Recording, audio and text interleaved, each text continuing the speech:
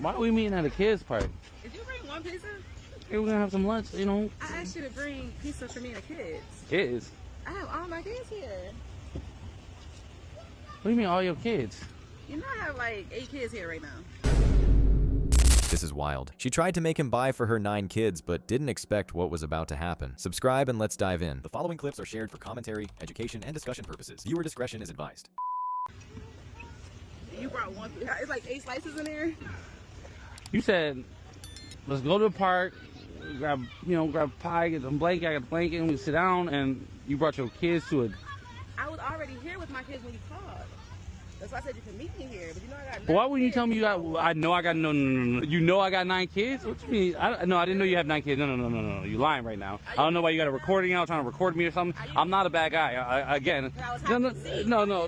Nah, then I think you're trying to set me up with the 9 kids. You didn't tell nobody you had 9 kids. You told me you come by here for some pizza and Me and my kids were here. You said you would meet me here. yeah, but... And bring pizza. 9 children. Not 1, not 2, 9. She tried to bait him like he'd just fold, but he stood firm. If you want to feed your kids, buy the food yourself.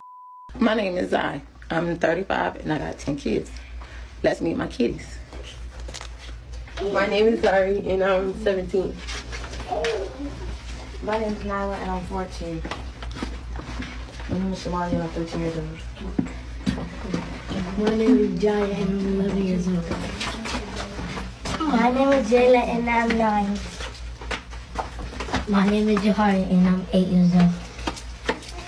My name is Bella and I'm 7 years old. My name is Dream and I'm 6 years old. Your name is Jordan and you're 2. And your name is Jador and you're 4. Oh, hell no! You and my son here, okay? You good? I got you the peppers and I got you the protein stock doubled up. You like that? What about my other kids? What you mean other kids? I got 2 more kids in this car. Them ain't my kids. I bring food for my son only. I don't bring food for everybody else's kids. That's for my son right there. That ain't my responsibility. What they daddy said? Well, if you bring one son, you bring all. I'm not bringing, no, that's not how, I'm old school. I don't know how you was raised, but how I was raised, you take care of what's yours, and that was another man. I don't take care of another man's responsibility. I got my own child, all my kids taken care of. Well, yeah, why his kids starving like that? For real? You should reevaluate who you sleep with and have these kids by if they can't afford their kids. Are you serious? You gotta think about it, I only got 1 kid by you. I can't feed all your other kids. I'm sorry, kids, but I can't feed you. I only can feed my son. I can't be feeding everybody else's kids. That's not how it works. So you need to go reevaluate whoever you had them kids by and go call him, because them not my babies.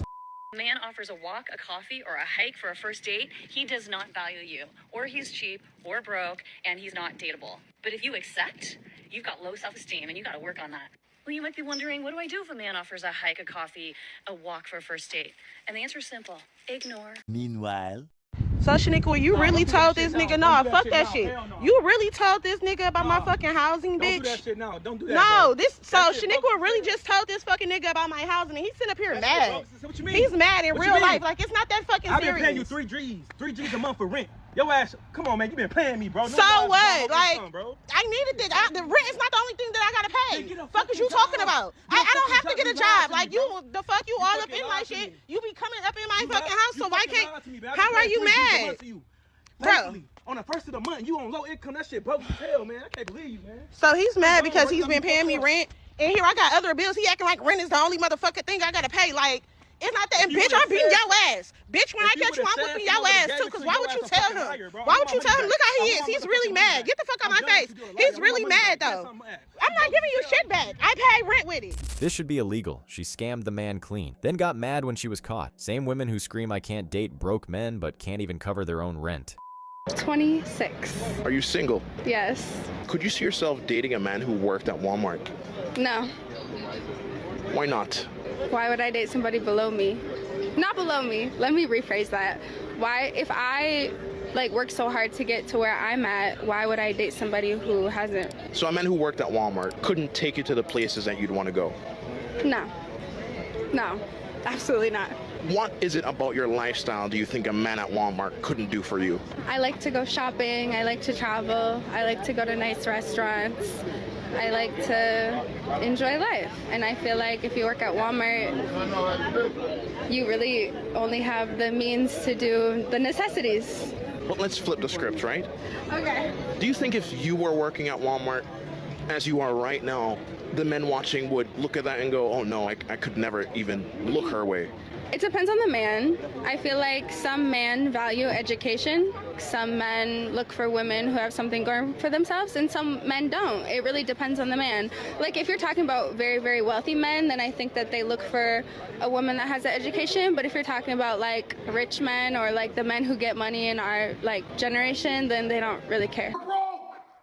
I come out of the shower, and I see him going through my phone, and I had no idea he even knew my passcode, so I'm, like, tripping out. He's tripping out because for the life of me, I could not be faithful to this man. I immediately lunge for the phone. He starts running. I'm chasing him around his apartment. The towel has fallen. I knew obviously, he was very agitated, but I knew he hadn't gotten to the hard hitters yet, because there was some crazy stuff on there, and his reaction was, like, upset, but not, like, flabbergasted. Y'all, for the life of me, listen, all you had to do is not cheat. What do you mean? She talking about he was running away with the phone? He checked her phone, thought she was cheating, and he was right. Fellas, let me tell you, if she panics the second you touch her phone, game over. She's done.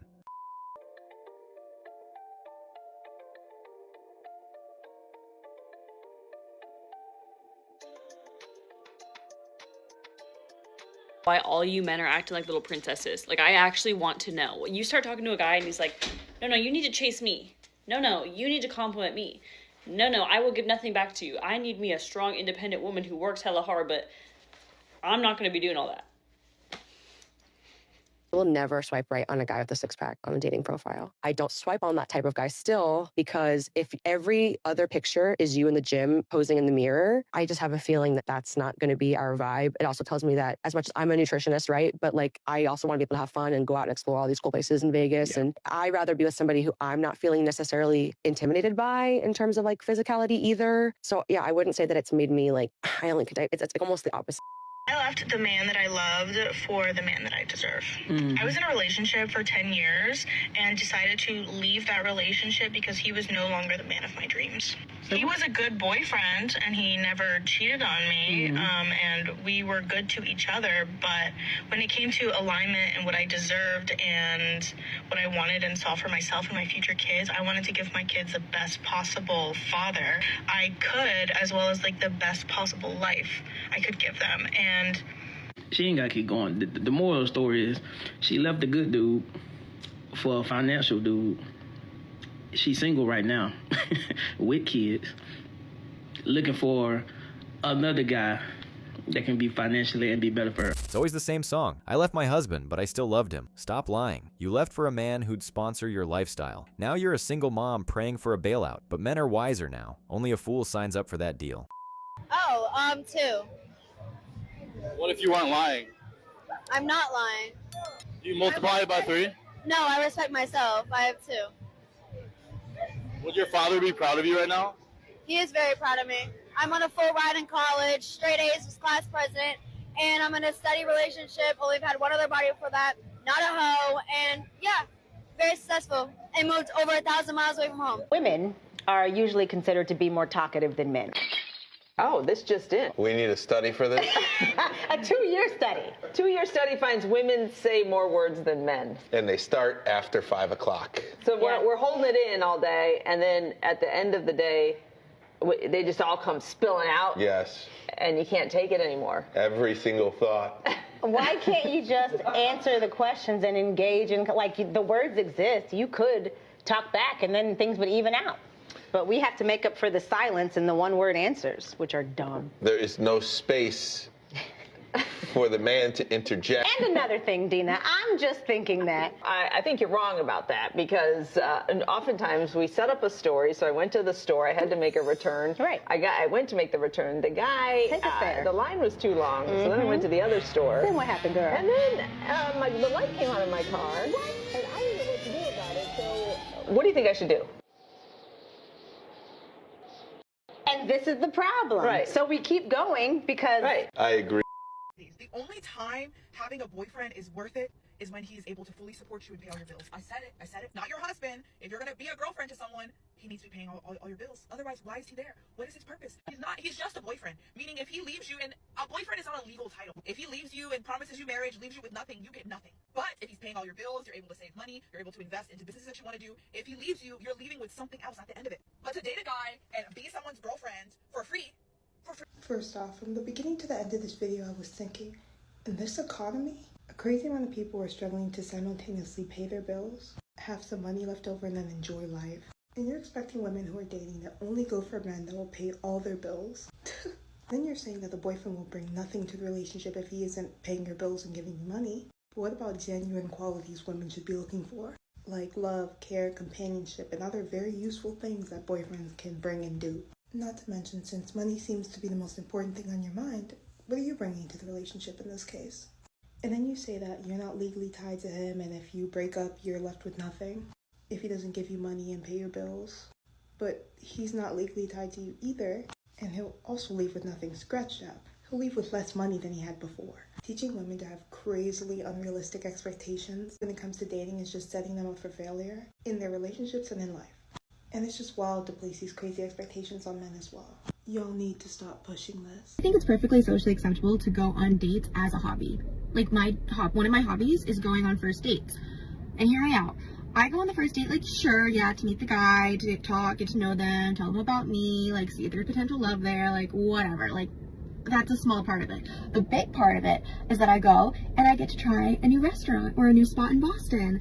And usually, if not always, it's fun to buy the guy. So I'm like, ooh, like, let's go explore a little bit. Let's try to, like, grow what I know about my city. And then when I go out with my friends, I can be like, oh my god, I went to this really cool new spot. Like, let me show you. So I always try to get the guy to, like, pick a restaurant that I haven't been to yet, or pick a cool new up-and-coming spot or whatever. So anyway, today we are going to the F1 arcade in Seaport, which I haven't been to, but it's like run by like the F1 racing company or whatever, and it's got like all these like simulators and I don't know, like professional race car driving. So you go on first dates just for free food? I'm guessing that's because you can't even provide it for yourself. Trying to scam and play games always backfires. Lesson learned. Subscribe and I'll catch you in the next story. The following clips are shared for commentary, education, and discussion purposes. Viewer discretion is advised.